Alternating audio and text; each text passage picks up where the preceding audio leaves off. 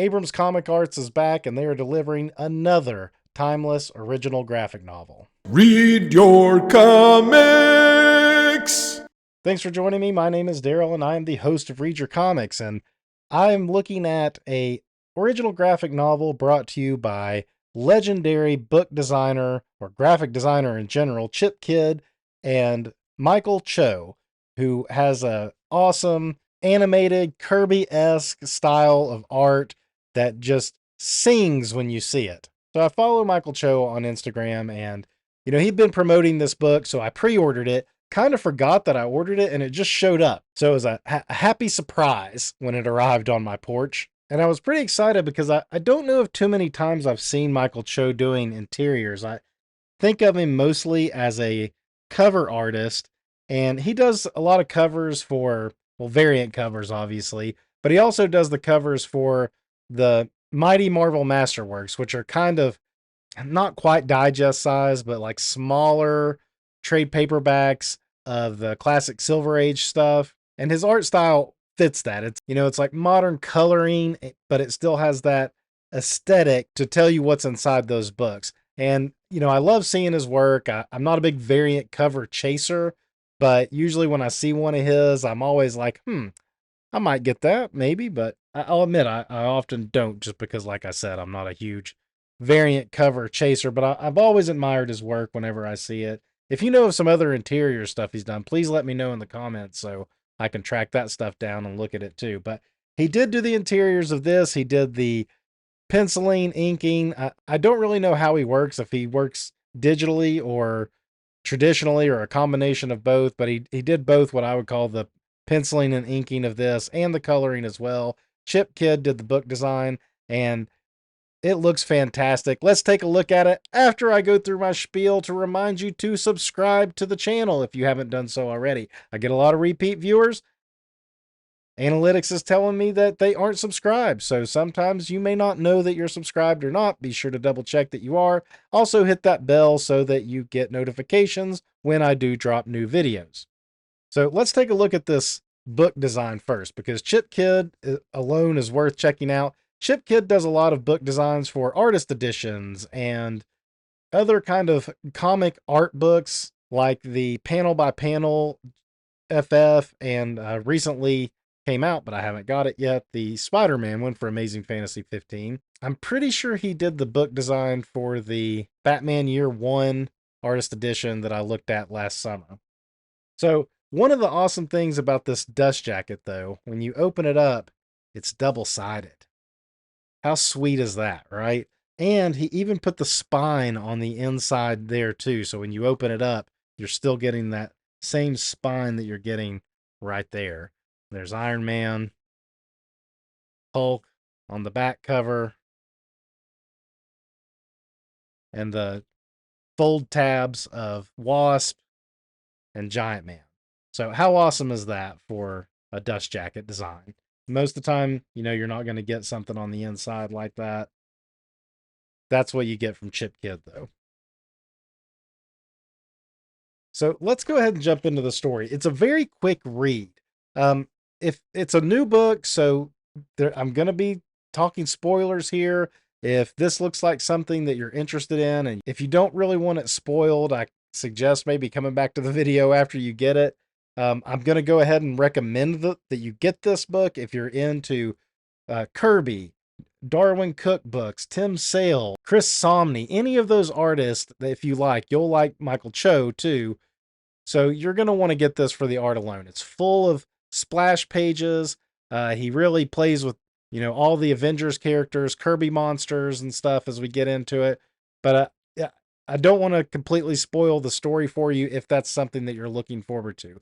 I was mostly getting it just for the Cho art when I ordered it. And I mean, I am familiar with Chip Kidd, so the two combined made it an easy sell for me. But I really didn't look at what the story was going to be about at all. It looked like vintage Avengers, and that's all I really needed to know. So here's your inside pages here too. Looking good. All of this looks really nice. So this is like a panel that's blown up from later in the book. The Veracity Trap. There's your credits page. And then we're going to just hop right in to an awesome splash page of Loki standing in the middle of all the Kirby monsters. Now, I don't know all of their names. Like, I've seen them all. I know the covers that they're from and stuff, but I can't identify them other than Fin Fang Foom. Very familiar with him. One's like Oog and Moog and Gorg and, names like that. Definitely recognizable creatures here. Look at the mouth on this one. I love that. I love that. It just looks like a bottomless cavern in there. So Loki's controlling these monsters so that he's saying, "Here come the Avengers," and look, man, another awesome splash page right off the bat. Look how Loki is breaking the panel right here. And then we're going to get several awesome pages of just the Avengers fighting monsters. And it's like, how can you not love that, right? Splash page after splash page. You can linger on it and really like study what each character is looking like here. Cho going for those, simplistic lines and stuff to denote the musculature on the Hulk here. I like how the Cap is throwing his shield and it's in the foreground of the other page. And the Hulk has it exactly right. Less talking, more smashing. So that's what we're going to pretty much do. We're going to introduce each character with these splash pages. Now, Michael Cho, he did post almost all of these splash pages on his Instagram over the course of the last few months. That's what kind of lured me in to this project to pre-order it. And it's a neat way to do one of these, classic pinup things, but it's also introducing him into the story at the same time. And then you get a cool page of Iron Man. Turn the page to Cap. Same thing. Awesome splash page. Then we get a page of him taking everybody on. Big panels, really letting the action take over. Then we start getting like little carryover pages. Hey, Cap.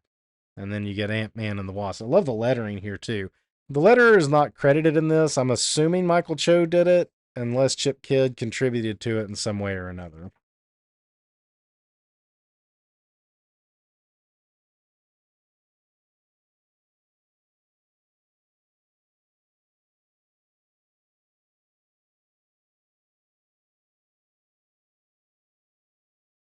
Something wrong? Don't touch the camera, please. I'm recording. Huh? Kinda something's wrong?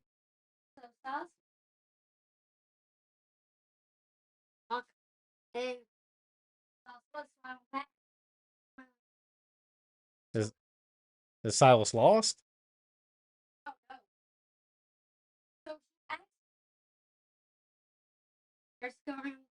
To walk?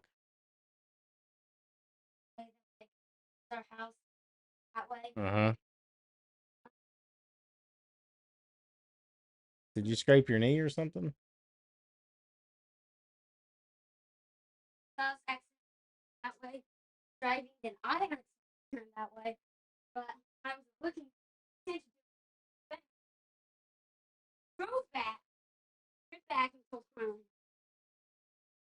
Okay, don't bump that table. Okay, go back outside and wait on the porch and see if he shows up. If not, I'll come out and help look in a second. But he's probably just going around the block.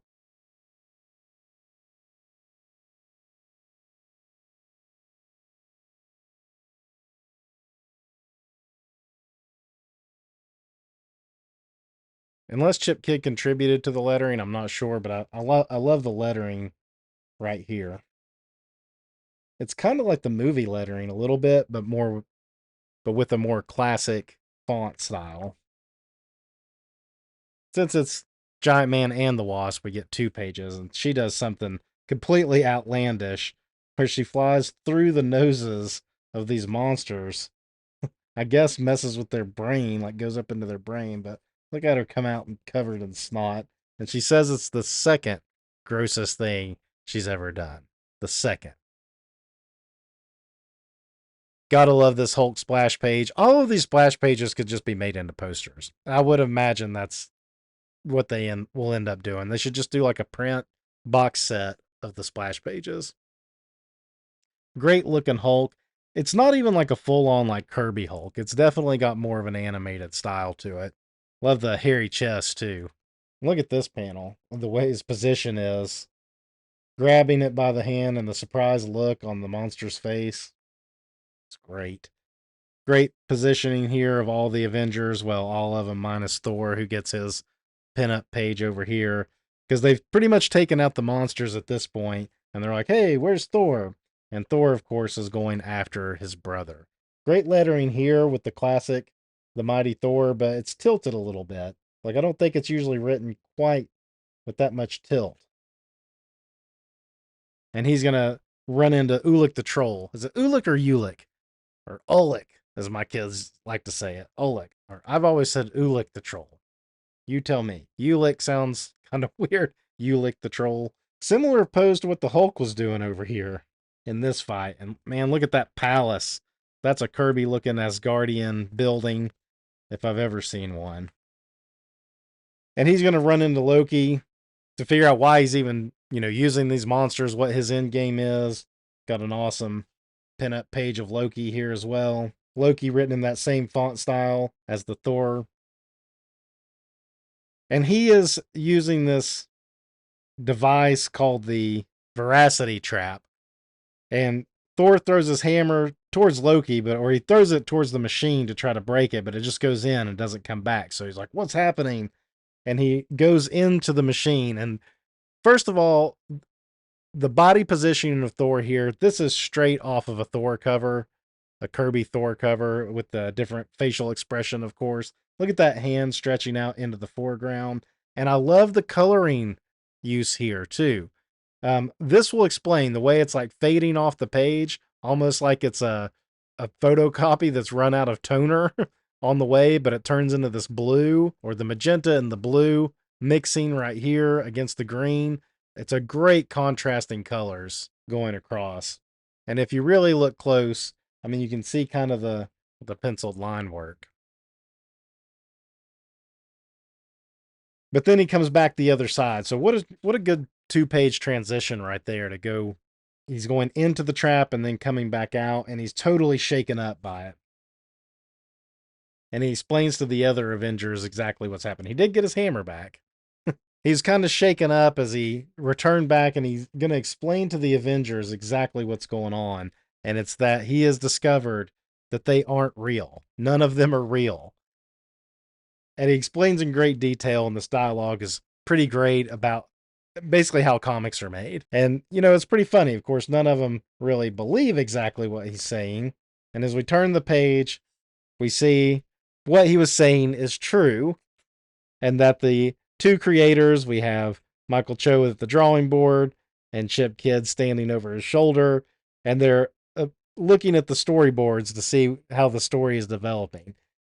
And it's entertaining because Michael Cho is also like, well, why are these monsters even here? And Chip Kidd is explaining how it's a great start, an action sequence to open the storyline. But then the Avengers come through the Veracity Trap into the real world and appear before the creators, who think that they're losing their mind. I like this page a lot. I like the layout. You can tell it takes a lot out of them to come through it, too. Even the Hulk is kind of wincing as he comes through. Thor still shaking off a headache and disbelief of everything and the details. Look at the video game controller. And they're in total disbelief of what's happening before them.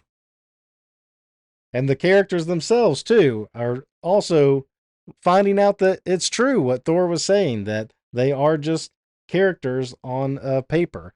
And they decide to bring the creators back into their world with them. And as they're being drug in, I like we're on a deadline. This being an original graphic novel, though, they aren't really on a deadline. And here's another one of those great transition pages with the Veracity Trap going down the middle of the page. And this is blue line. This is blue line pencil, that it's supposed to be anyway. So we're going from like colored and inked, just to inked, to penciled with the blue line, going into the trap and back out the other side. Again, with the nice colors of the blues and the magentas. And then our two creators are suddenly kids, because they are truly kids at heart. And going back and forth through the trap and realizing that they're not real, it demoralizes the characters so much that, like, the Hulk even reverts back to Banner And Cap is kind of given up in a way.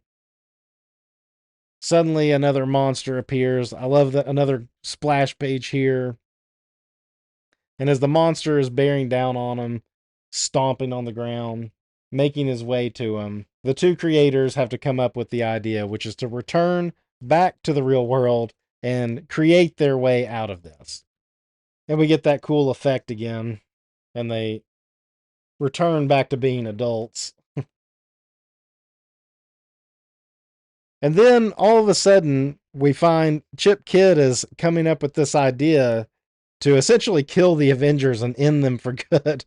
And Michael Cho's like, this is ridiculous. Like, we can't do that. Thor shows back up and hits Chip Kid with his hammer because it turns out he's really Loki, trying to manipulate the artist into destroying the Avenger. So he's exposed as Loki, who runs back into the comic world, and Thor follows him once more. So, in disbelief, Michael Cho then decides to call Chip, the real Chip Kid, and when he answers, he's in disbelief that, like, yes, Loki was impersonating for how long, he doesn't even know. In fact, Chip Kid is apparently in another city because after 20 minutes later, they explain the situation, and now he's in disbelief. He hops on a plane and makes his way there. Look at the blue line drawing Cap right here. So then they decide they're going to have to regain control of the whole thing, starting with Cap. And Cap has a plan, but it's going to force them to go back through the trap once again. Now, every time they go through the trap, it's supposed to be draining them, but they get around that by realizing, hey, we can write this however we want to. And then you get even more meta with Captain America, who is an artist in his secret identity as Steve Rogers, and he steps to the drawing board to sketch out the machine they're going to use to end this whole storyline. And they do it with the blue line pencil, and it looks very much like something Jack Kirby would draw in the Fourth World, especially when we see the final version of it. Now the monsters are coming through the trap with Loki and breaking into the studio in the real world. You have good detail of Cap pulling his mask down. Banner turns back into the Hulk for some more smashing. Just the layout of it all is the story flow. You could read it without most of the words and just enjoy looking at it. But it's a fun storyline of dealing with the, metatextual aspects of it. So they all run back one more time into the comic world where the creators once again become kids. Every time you get a little better look of like the pencils. And here's a good look at our very Kirby-esque machine. And it even says the Mighty Marvel bonus. So this could be a pinup in itself. But all of this, like circles with connecting lines and stuff, that's all kind of flourishes that Kirby used to draw. But yeah, this definitely looks like something out of the Fourth World. And it zaps them and does this off register effect. In fact, that's what they called it, the deregistration beam. I like this effect a lot. That's a really cool coloring effect that Cho pulls off right here, especially right here, just how off register it's looking. And even here. And then they give a wrap up, kind of saying like how even though they are quote unquote fictional characters, everybody is created. Your parents created you, and then the creators are going to head back, and they're basically going to wipe the Avengers' memory of this happening, so they can go about their fictional lives without having to worry about not being real and, and not in control of their own actions. And we return to his studio that's been destroyed in the background by the monsters and see the pages that he's working on. And that's it. That's the last of the Abrams comic art book. I highly recommend it. I think the kids loved it. Loved it. Loved it. Loved it. It was awesome and funny. Be sure to check it out. I will put a link in the description so you can find your copy of it. Until next time, read your comics. Go ahead and show it.